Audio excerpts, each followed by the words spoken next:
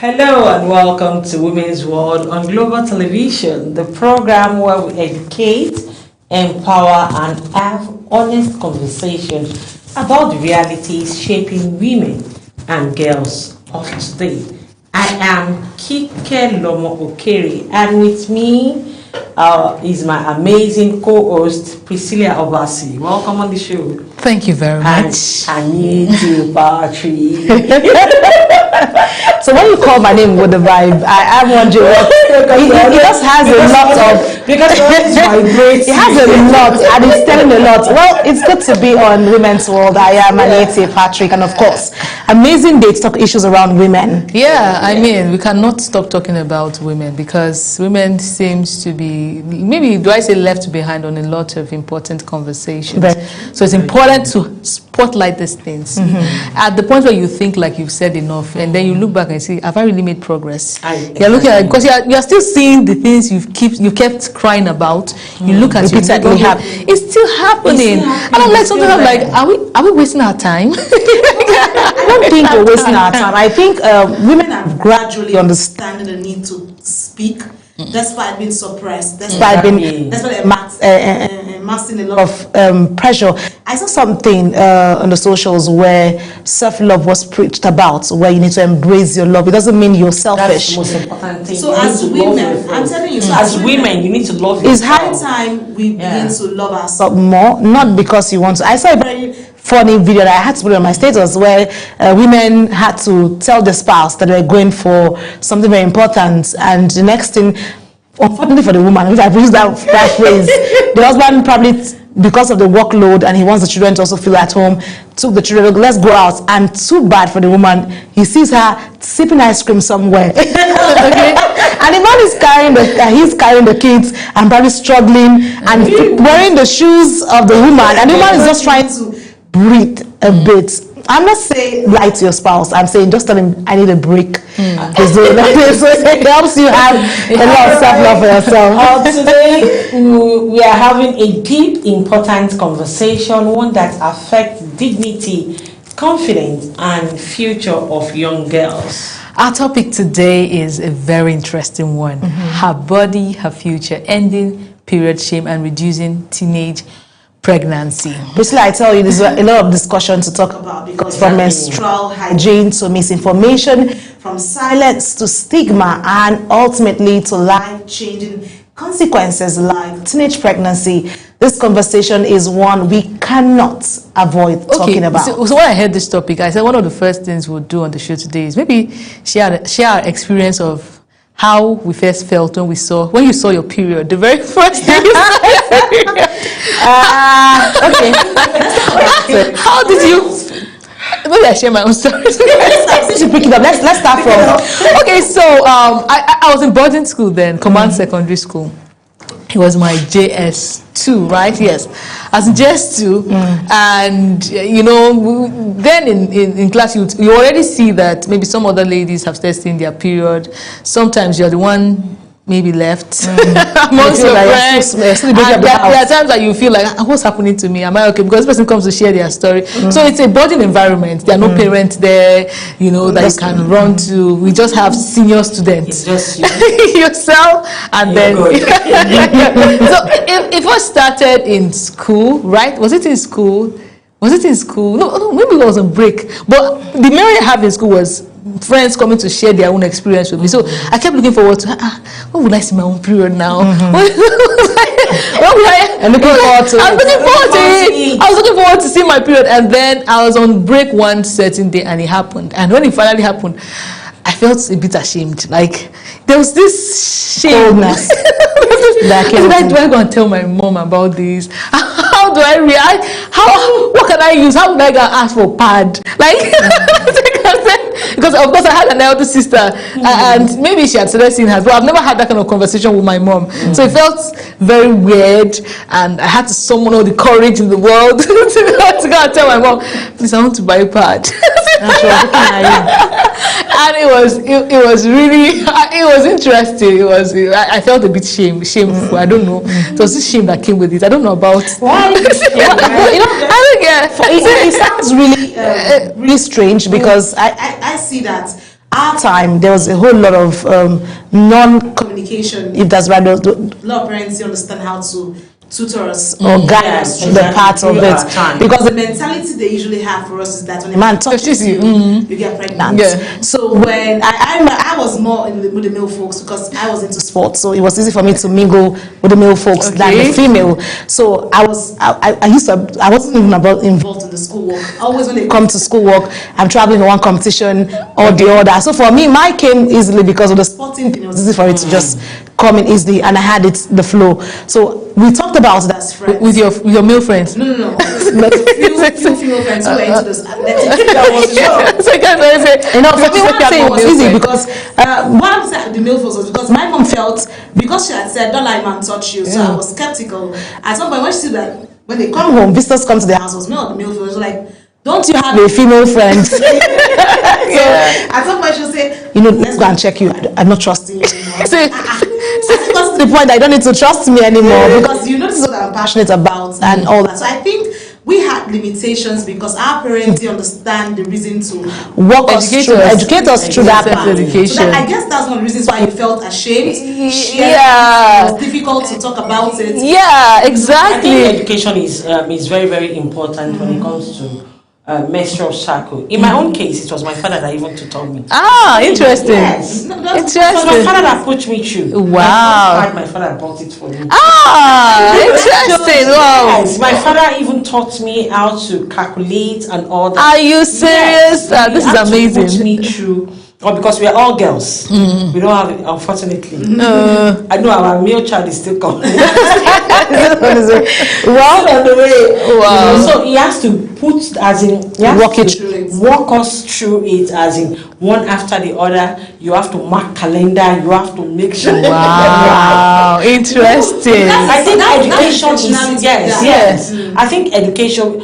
We need the girls need to be more educated to know more about this thing. You don't need to be ashamed. It's a womanhood. It's something that you're supposed to be proud of. It was quite ironic for me because I looked forward to this thing, and then it came. Of course, I went to my mom, and the first thing you hear is, "Don't keep yourself." My mom was a very religious person. Came from the AG background. Okay. The Assemblies of God. So you had a lot. It was a devout Assemblies of God. So the first thing you have, make sure you keep yourself. Don't allow any man to touch you. I already saw it coming. The conversation was a bit uncomfortable for me. When you're having that kind of talk with your parents, I felt like you were all the time free to talk to them about certain things, right? It was a weird kind of conversation that a daughter that is not used to that would want to have with her mother, right? Maybe I'm personally closer to my dad, but maybe we didn't discuss that. I didn't have that conversation with my all like you that had it with your dad. For her, I think it was like you said, they were all girls, so it was easy, and they had the bond with that. The father was very intentional with the fact that he needed his girl child to understand where there should be limitations or boundaries set for her, and where it shows that it's their dignity. There's nothing to hide about. There was information beforehand. But let's even look at what's happening today. Our time was that while we're talking about this whole thing, there's a whole lot that needs to be looked into because this generation, we have the younger ones who are smart, intelligent, inquisitive, very inquisitive. So when they see things, they ask. They don't even wait for you to tell them. I know my friend was sharing with me where she said she was arranging things to the child, and she didn't even know she had stain on her dress. And he was like, "Mommy, there's blood. There's blood on your dress." And then she had to make her understand, showed her how to use the toiletries and sanitary pads to say this is it. It's not a bad thing. It shows that you're now a woman. And this is how it is done. Sorry about that. This is how it is done. So it is something to prep them about and guide them through. Okay, so maybe we'll go for a quick break. The conversation seems to be a very interesting one. We'll return to it after this break. Please stay with us. For too long, women were told to stay quiet, to endure in silence, to face challenges alone. But silence never define us. Women are actually one of the best peace builders you can come across because they will build peace in the home front, they will build with their children, they will build in the community, they will build at their meetings and in their churches. Across Nigeria and beyond, women are breaking barriers, from entrepreneurs building thriving businesses to mothers transforming communities to everyday women. Women's World celebrates all sides of womanhood. We share untold stories of women from pain to victory. This is more than a show, it is a platform for women to be seen, heard, and to be empowered. Every story matters.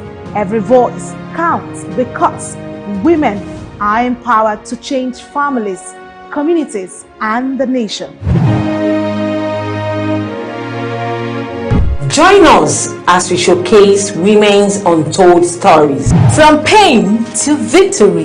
This is Women's World on Global Television. Your story, your health, your power.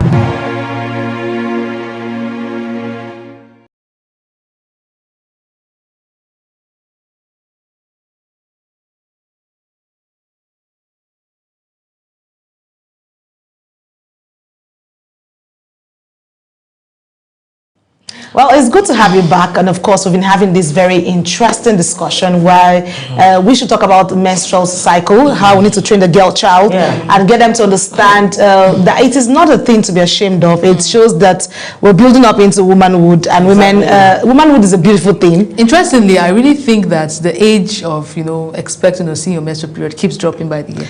I saw mine at, I think I was 11. My youngest sister has at... That's early. Yes, my youngest sister has at 9 years. Yeah, I was getting to that. 9 years. Yes. And a lot of people have actually attributed this to what we eat. Some say it is genetic. Some say, I say a whole lot of myths around the issue of when the cycle starts. And that's why I said it is good to start, and like I was saying, for when on a break where my friend has talked to her child about it, because she's 12, and she started menstruating already. I think she's probably to start menstruating, but I know of another my friend whose daughter started at 9. So it shows that over time Things are changing. Maybe the food we eat, I don't know. But I was really shocked for my sister when she told me she was in her period at 9. I was dumbfounded. I was like, what? 9 years. And then I hear that some even at 8 years have started. Yes, some say at 8 as well. So it keeps dropping. And the interesting thing is, the earlier you start, the earlier you go into menopause. Is that really? But the good thing does that really work? It does, because it's your eggs. A woman is born with her eggs, right? And when it starts early, when you start to shed it early, it starts reducing early. That's true. Yeah, so that's just the whole psychology and medical science around it. But it gets interesting. So it means that we need to start what is called sex education early enough. You don't wait for a child to start developing. Actually, developing fast in today's world. In today's world, children do develop very fast. As in, my last daughter, I'm always looking at her like, how old are you again? How old are you again? Please. Hope nobody. I already did it, mother. You just catch up with it so fast, and you're like, how can I hurriedly? If you see her, you won't believe her age. You won't believe her age. Seriously, I am always. You're skeptical and worried.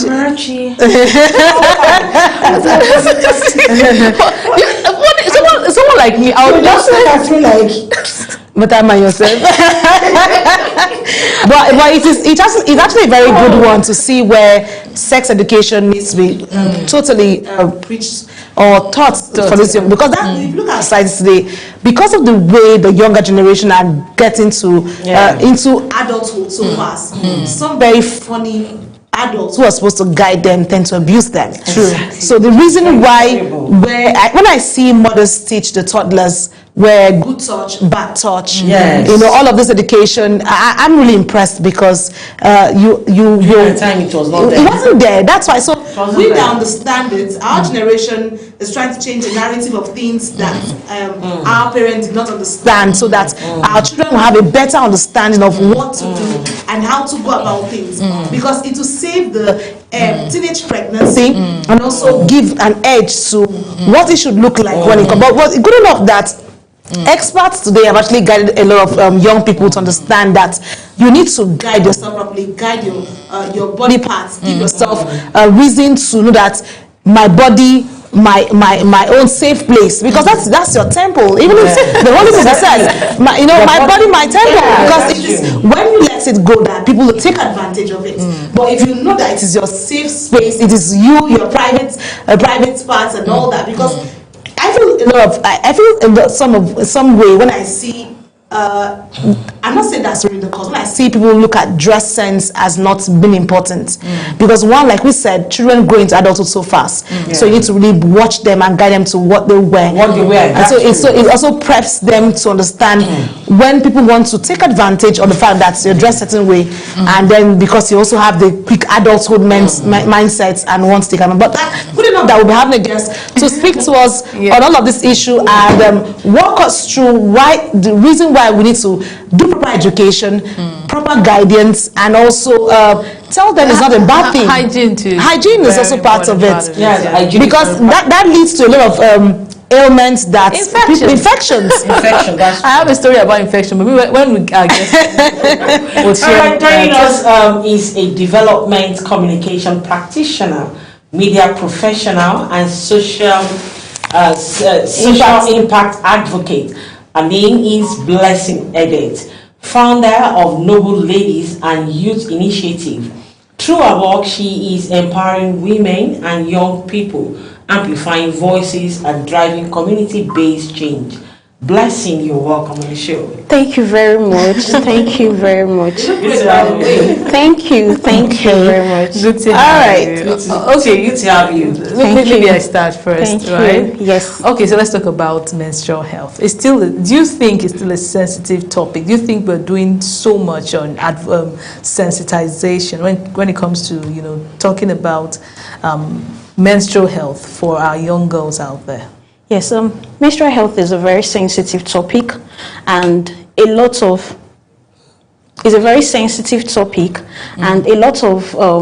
young girls are actually very ashamed to talk about their period cycle, to talk about it. Basically, you will see some girls hide sanitary pads.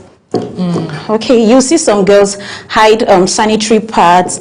They cannot allow their parents to even know that they are on their period, especially some families that have these cultural beliefs and all of that. So it's actually a very sensitive topic. Okay, you've been an advocate. I know you do something called, distributing of pads to young girls. I've seen you, do all of that. What inspired you, and how far has this gone? What are some of the funny situations you meet when you carry out this outreach? Okay, I got inspired. I started in 2018, basically, and I got so inspired because I visited IDP camp back then in Lokoja, and I realized that a lot of young girls make use of rags for their period. Some of them have not even seen a pad. And I was surprised, and when I made my inquiries, I said, what do you use? And they told me rags. And I was like, for real? Is it because you're internally displaced persons, like people are being kept here? Or why is it so? And it touched my heart. There was no, I didn't have any sponsor. I didn't even wait. I just told one or two persons, please, let's look for a way to just get things. I had to write letter then. I had to submit letter to some shops. I had to tell them, please, I want to do this for the girls, and we donated pad. And I can remember very well, what that really shook me was some were crying. Some were like, I've never used a sanitary pad all my life. And I was like, for real? So there is still this, what do they call it?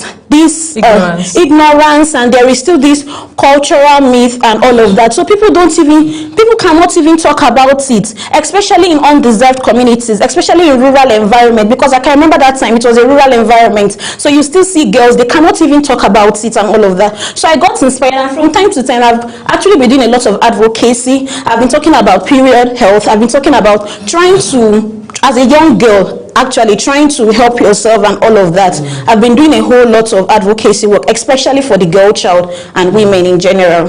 Okay, so I see that you're talking from a place of passion. Yes. Seeing what you Yes. saw. It's quite sad enough that in our society we have the underserved communities where IDP is just like you saw that play out. But as an advocate, how was it like for you psychologically, looking at the environment?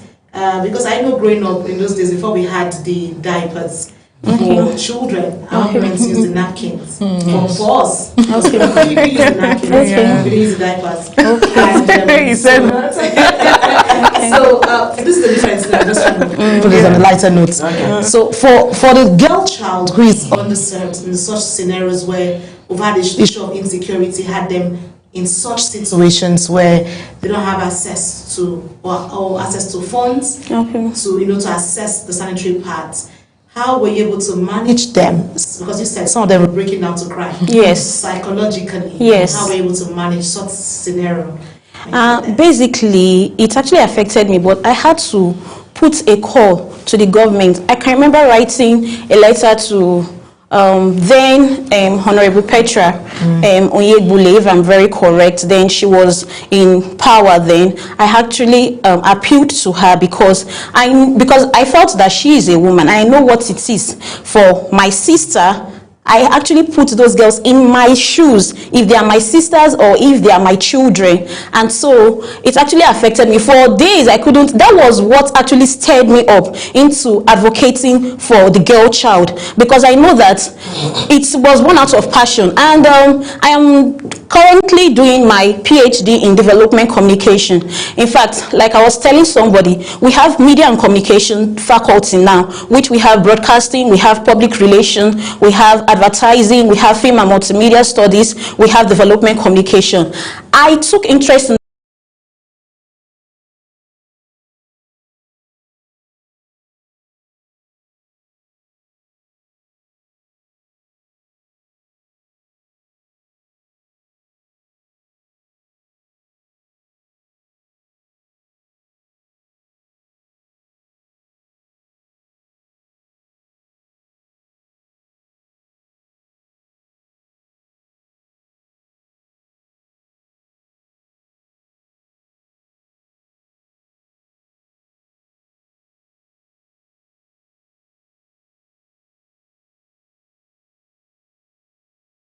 all the reserved communities, they cannot even, their voice is not even being heard. Their voice is not even being heard. Even we that are actually educated, how well is our voice even being heard by those in government, those in power? It has to go through a lot of bureaucracies. You will submit a letter, they'll have to tell you, you have to come back today, you have to come back tomorrow, before you can even see a government person to come and maybe, okay, I want to support you, I want to sponsor you. How much more? Those people there, they don't really care. So I think that the government actually needs to do something. And when I was looking at the theme, I realized that we have they share condoms.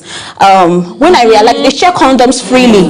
You see, if you want to go for youth service, you see condoms even in hospitals. They give it freely, just like that. Now, I wish they can do something like that with pads. They shouldn't just wait for international organization, because they also wait for United Nations, maybe women, or when they're having girl child, International Day of the Girl Child, then you will see so many NGOs springing up to donate sanitary pads. But I think they should take it up. It's just the same way they brought up the initiative of free school feeding program and all of that in public schools. I think they should take it up, especially for girls that are in undeserved communities. They should take it up as something. Do you understand? Okay, we are going to be donating sanitary pad to these girls. In undeserved communities. They are everywhere, in every state. So they should take it up and do that. And I think it's going to go a long way. It's going to help them. It's going to boost their confidence. It's going to help them so well. Okay, let's talk about shame. Many children, sorry about that. Many girls feel embarrassed when they start menstruating. How do you talk to them? How do you advocate to them to be able to talk out when you see your first menses? Because many girls feel embarrassed. No, I'm not supposed to talk. I'm not supposed to start. No, Who do I talk to? It's blood. It's stuff like that. And that for the fact that they are not speaking up, make them vulnerable. Okay. You understand? So Yes. what is your organization doing to ensure that this thing is being called? I think it actually starts from guidance, parental guidance, or the person that is helping them, guiding them. You know, when you are a parent, you're not free to communicate, you're not free to talk about some certain things. Your child is going to lean towards peers, that's their peers, or actually the internet.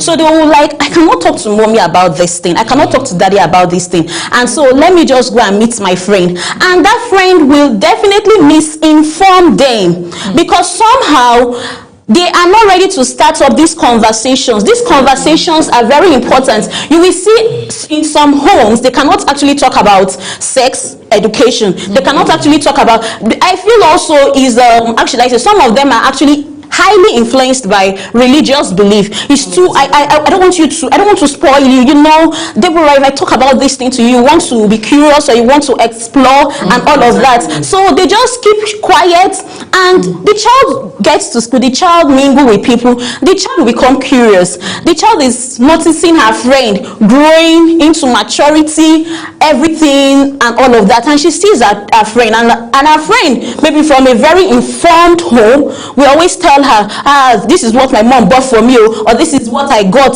and all of that, and she wants to try things out. And that is why we have teenage pregnancy.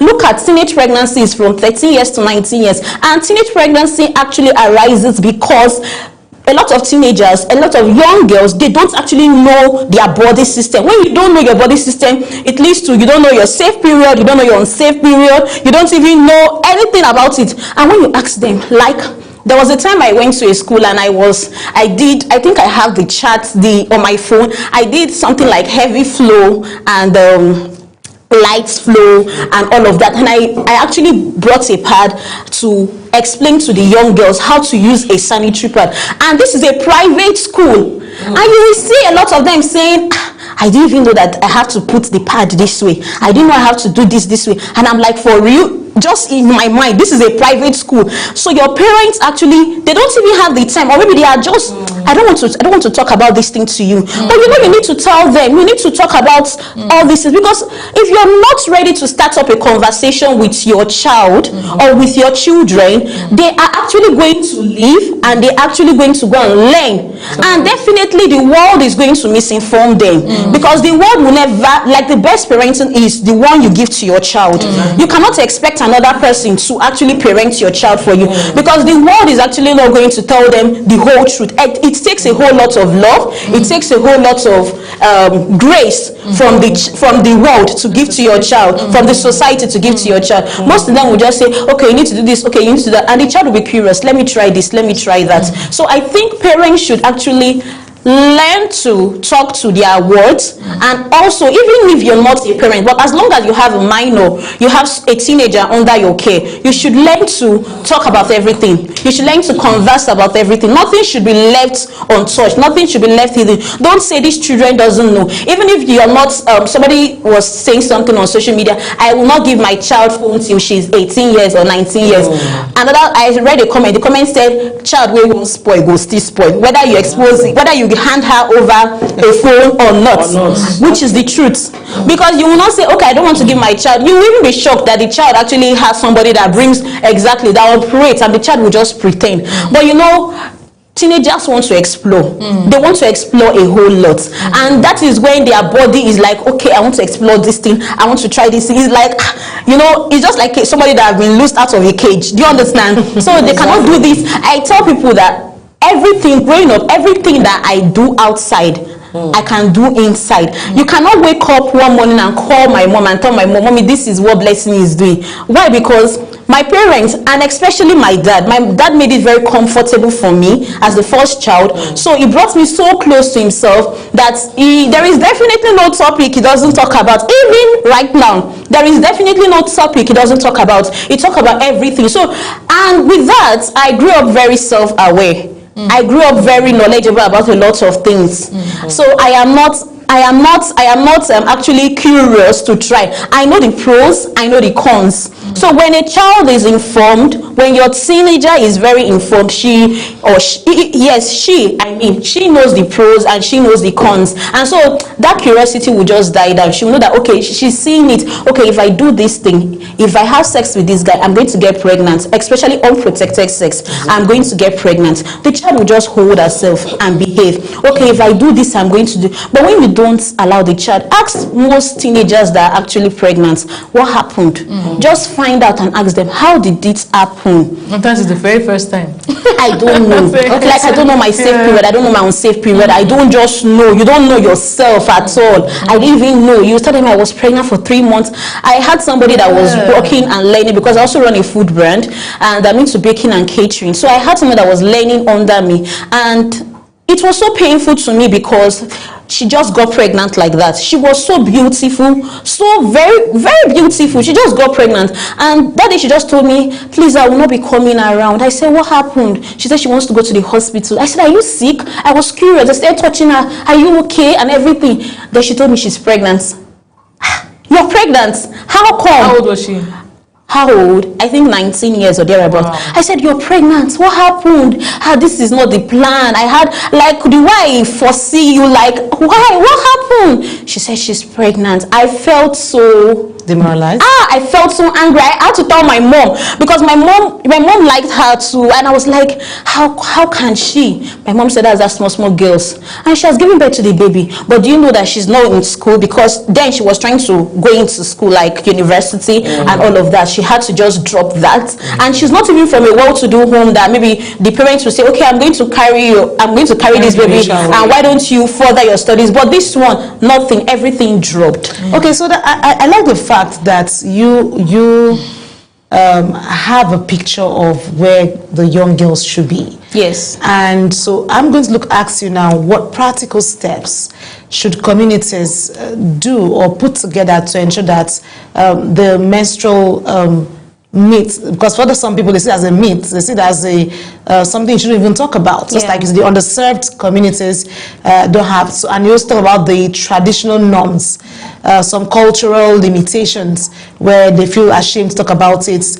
But what are the practical steps communities, through your advocacy, can ensure that menstrual hygiene, menstrual cycle awareness can be put together for the younger girls, so we avoid lots of teenage pregnancy? When you talked about teenage pregnancy, a thought came to my head, because I had a friend who was telling me about a child who I also admire so much, was also going to get into the university, had to take in, and then she's giving birth to the baby, and then now she's giving birth, but she's also in between how to find the balance. I also saw today in social media where some persons who's very vibrant figure in society, they had a child through teenage pregnancy today, but the child and her are best of friends today. The child is now in the university, she's doing well herself. So sometimes, and I saw a comment, someone said life can be very funny when you see your friends in school those days that took in and you felt really bad for them, but you could have been done with school today and you're married and you're also looking for a child. You know, so it's very funny how life pans out, you know, sometimes. So let's talk about the underserved communities. Okay. How should they put out practical steps to ensure certain things are done the right way? Yes, thank you very much. I think every community has a leader, and so a community cannot just, yes, made up of people, and there is always a leader. And so we have the male folks, we have the women folks, and so it's a call to action that the women folks should please advocate. Okay. They should carry out a lot of advocacy on menstrual health, and they should provide the necessary things. At least they are the ones that have access to other leaders, higher authorities. You know, if we look at from the local government level, do you understand? They are the ones that have access. We have so many women group, we have so many women association. So this is a call to action. It shouldn't just be about their own pockets. It shouldn't just be about what I need to get, what I need to secure. And they shouldn't just do it because they want to do it because of a political position.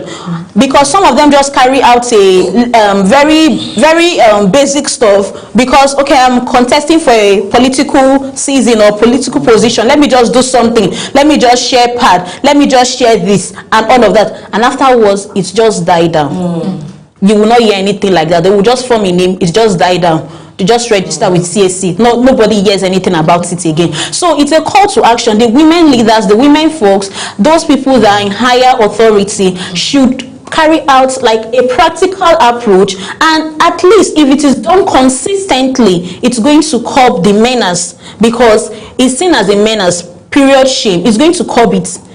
Ladies and young girls will never feel embarrassed about their menstrual cycle. They will not feel embarrassed. It's something that they'll be able to talk. It's something that they can, at least to avoid teenage pregnancy. Okay. Well, I like the fact that you've broken this down well to our audience. It's one conversation that shows that something as natural as menstruation can become a source of fear, shame, and confusion when there is silence, of course, Priscilla. And when girls lack access, when they lack guidance and confidence, it doesn't just affect hygiene, it affects their identity.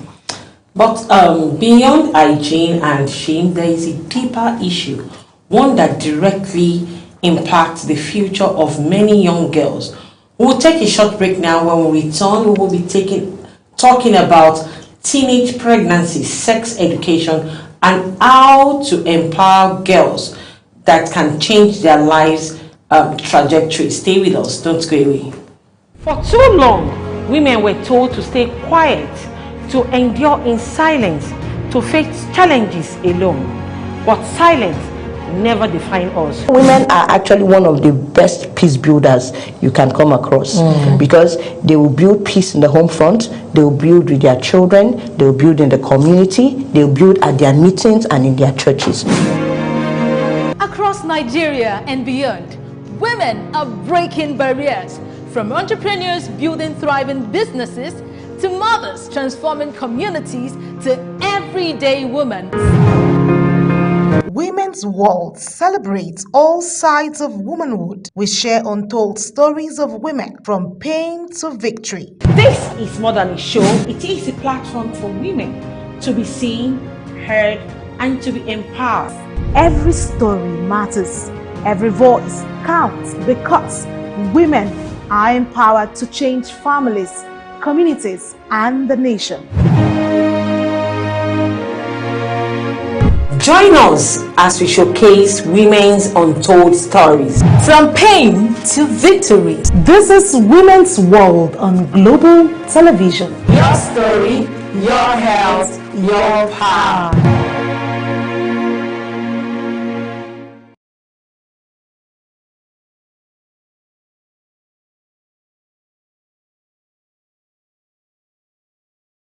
Welcome back to Women's World, where we educate, empower, and have honest conversation about the realities shaping women and girls.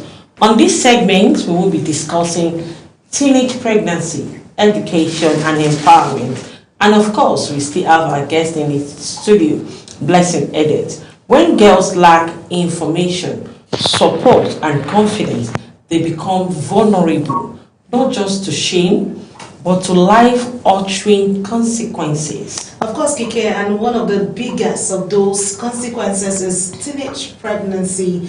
And this conversation right now will have to deep dig, because we want to find out how this affects directly, how the education needs to come to bear, how we need to understand how to guide the girl's child. So Blessing, is good as still here. Let's turn to that teenage pregnancy and how directly is period education linked to teenage pregnancy. I know we've had that in the first segment, but let's break it down. Okay, I want to just add to what you've said, maybe to share a bit of, not teenage pregnancy per se, but maybe some, just to build up on what she has said. Still in the line of education, right? Okay. Education. And I want to talk about, what's it called? Hygiene proper, right? And infections. Most times when you hear infections, people want to link it to sexually transmitted diseases, right? They want to say, so sometimes you're going through that circle as a woman, and you're afraid to come, and sometimes you want to go to the pharmacies and like, I want to buy drugs. Yeah. They're asking you for what? I feel like I'm itching, right? So as a child, when I was in JS2, because of the fact that I was in boarding school, you know how boarding school can be. You share toilet, you understand. Command secondary school, it was a jungle. It was a jungle. So at some point in JS2, I had infection. And I would, it troubled me so bad. I would eat and eat and eat. And I couldn't talk to anyone. I was dying in silence. I feared that if I go talk to my mom, they'll say, what have you done? Do you understand? Do you understand? I kept it to myself. It was eating me up badly. I mean, it was eating me up badly. I had to save up money. I had to look for a way to, if they give me pocket money here and there, I'll save it up and, by myself, sneak and go to a pharmacy and tell them, just try to explain to a pharmacist and say, I need a drug to take. But I'm saying this because I know there are lots of young girls.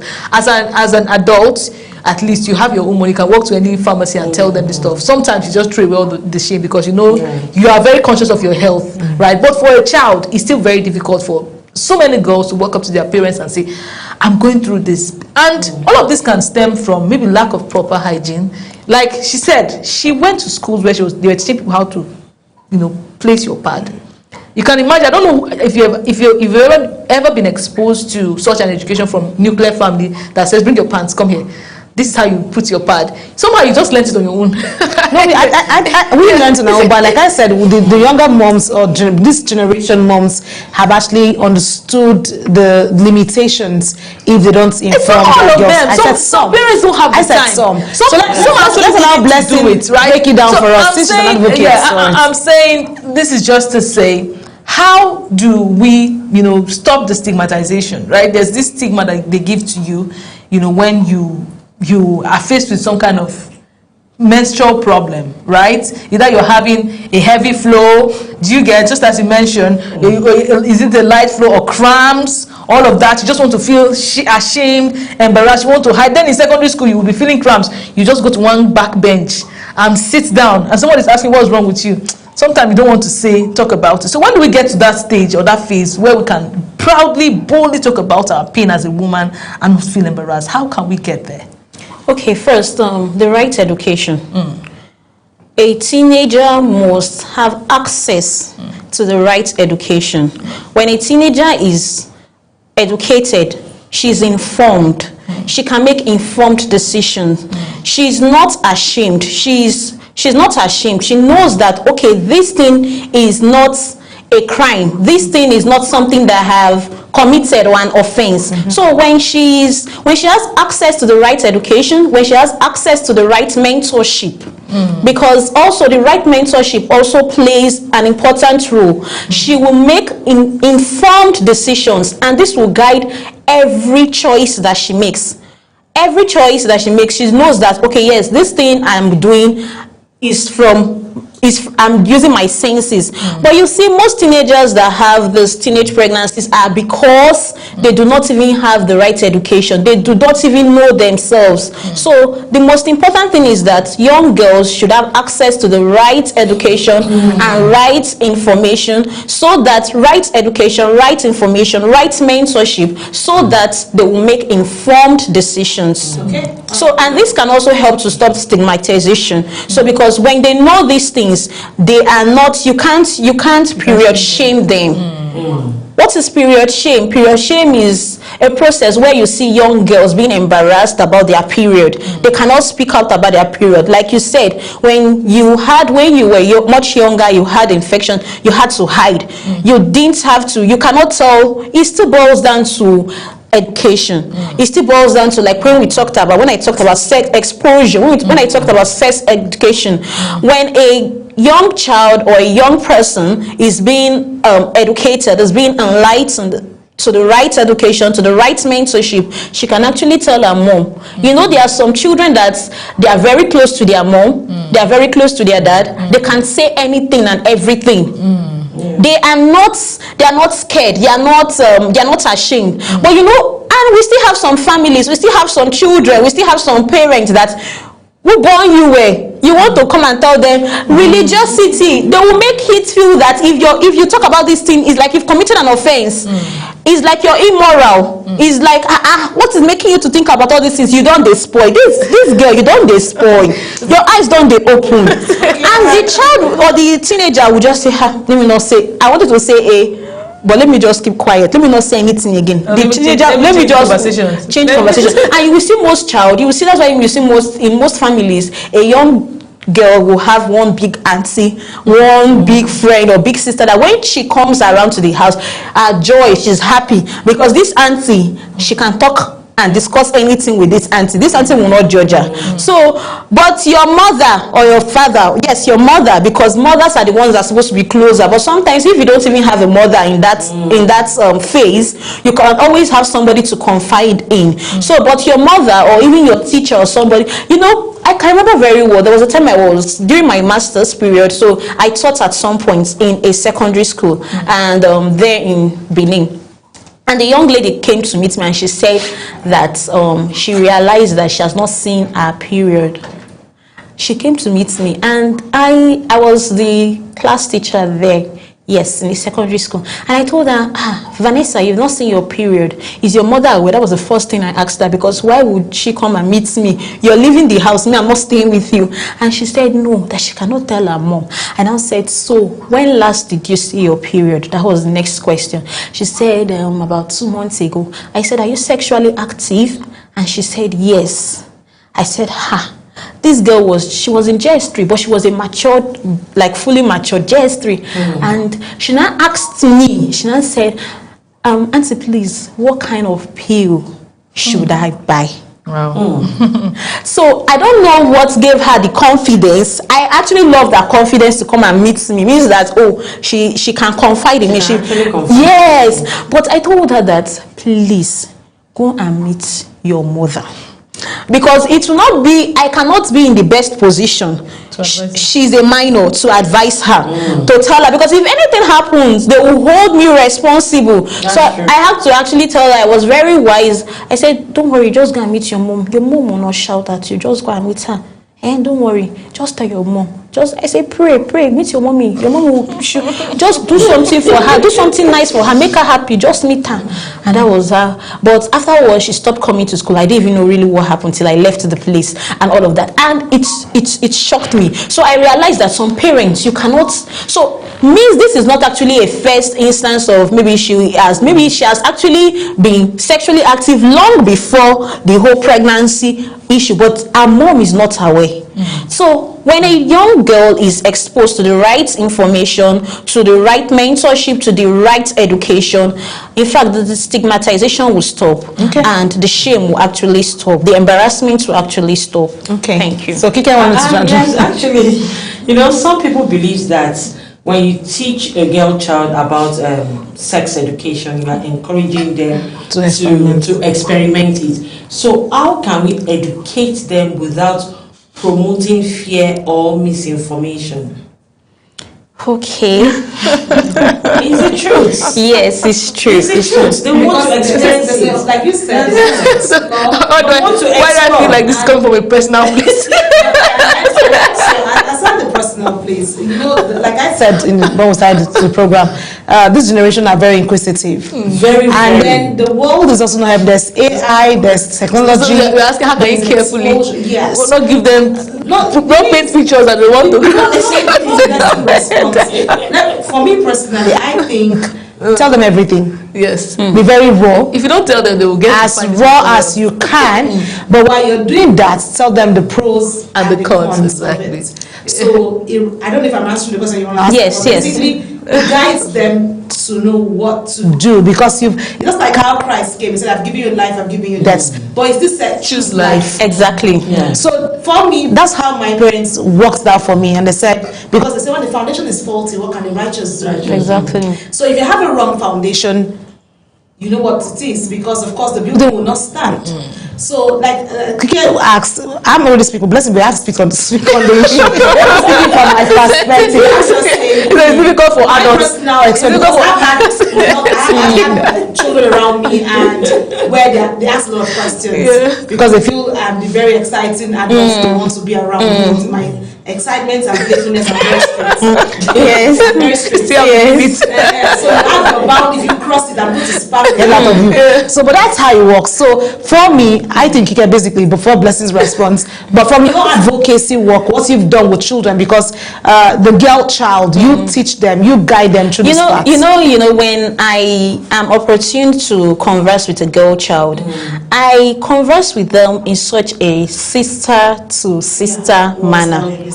And I'm very calm, and I think I have, like, as of last week, I had a program, they invited me for a program, and I think I just had an opportunity to talk. The woman said I should speak, and immediately they asked the question. The girl said, "Madam, please, I am interested in a guy, and I love him so much, that how do I make him to understand, to know?"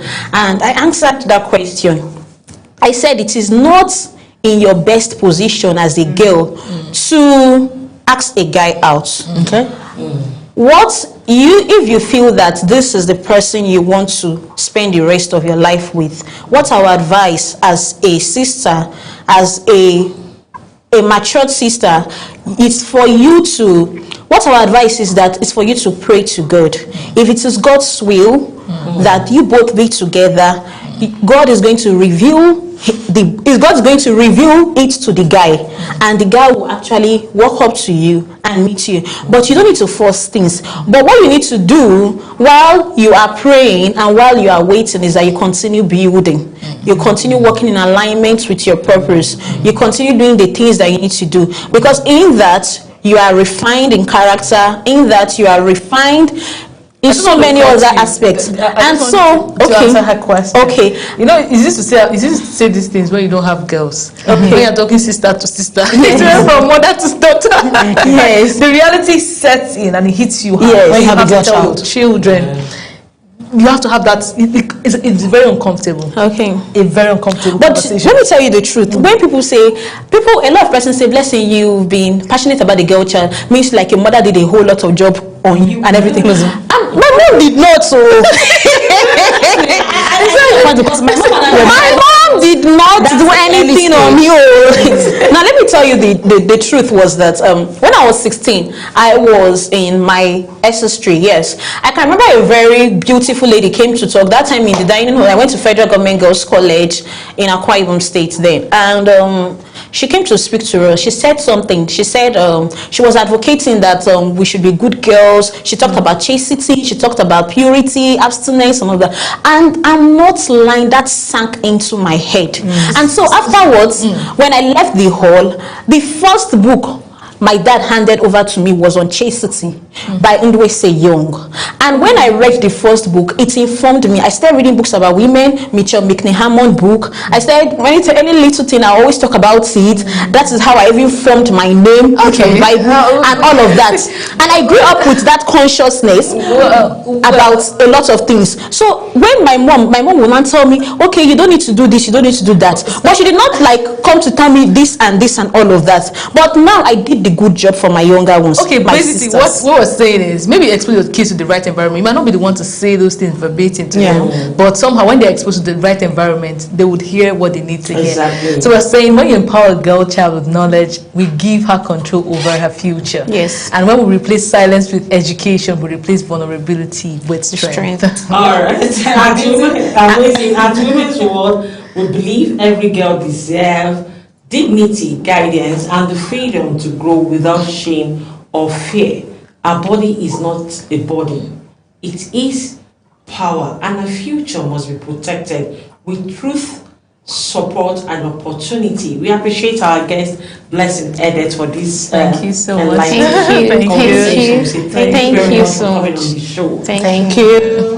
Well, it's an interesting discussion here, and I hope that every girl child, every mother, every father who is very intentional, just like Ike's dad did with her and her sisters, and like we always encourage intentional parents, intentional, both a father or a mother, be very intentional. Give your children the best, especially the girl child. We're very, very pricey, very sensitive, so keep that going. Ensure the girl understands her body and know that her body is her power, basically. All right, this is where we draw the curtain on Women's World today. Join us again next week on Global Television, channel 365 on DSTV and 276 on Star Times. To stay connected, kindly follow us on all our social media platforms using @Global TV NG. I am Kike Lomo Okele, alongside Priscilla Ovasi and Annie T. Patrick. bye for now.